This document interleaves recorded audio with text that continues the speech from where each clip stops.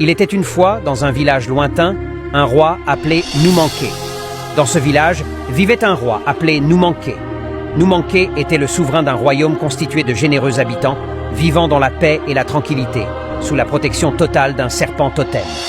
Le roi Noumanké n'avait qu'une seule fille, nommée Sadio, la princesse. Sadio n'était pas tout à fait comme les autres enfants de son âge. Elle était très têtue, désobéissante et aussi très curieuse. Désespéré par le comportement de sa fille, le roi fit appel à tous les sorciers de son village et même des villages voisins afin de trouver une solution pour changer le comportement de sa fille. Mais hélas, tout cela ne servit à rien, car aucun d'eux ne put changer le comportement de la princesse Sadio. Un jour, alors que le roi triste et désolé se promenait parmi ses chevaux, son cheval Janto s'approcha de lui et lui parla. Janto était un cheval qui savait parler la langue des humains. Il proposa au roi une solution pour changer le comportement de la princesse. Le roi accepta avec méfiance. « Mais comment, Janto ? Je t'écoute. » « Aucun guérisseur ou féticheur ne saurait changer le comportement de votre fille, » dit Janto. « Ce changement réside en elle-même. Pour cela, demain, j'irai seul me promener avec elle dans la forêt des deux chemins et vous verrez la suite, mon roi. »« D'accord, Janto, » dit le roi, « mais fais très attention. L'un des deux chemins est très dangereux. Je sais, c'est celui de gauche.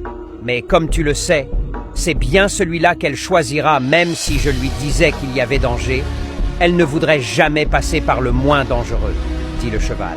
« Tu as vraiment raison, Janto, mais je t'en prie, fais très attention, dit le roi. « Oui, mon bon roi, vous pouvez compter sur moi. » Pendant que le roi était assis sur son trône très inquiet et qu'il avait interdit, comme de coutume, à Sadio de sortir, celle-ci fit comme à son habitude.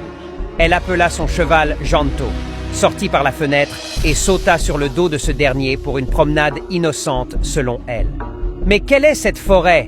demanda la princesse. « C'est la forêt des deux chemins, » répondit le cheval.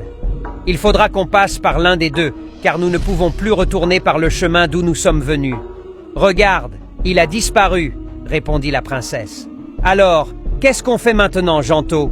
Nous allons passer par l'un des deux chemins. Un seul nous mènera au royaume. Donc, prenons celui de la gauche, » répondit la princesse. « Non, non, celui-ci est très dangereux.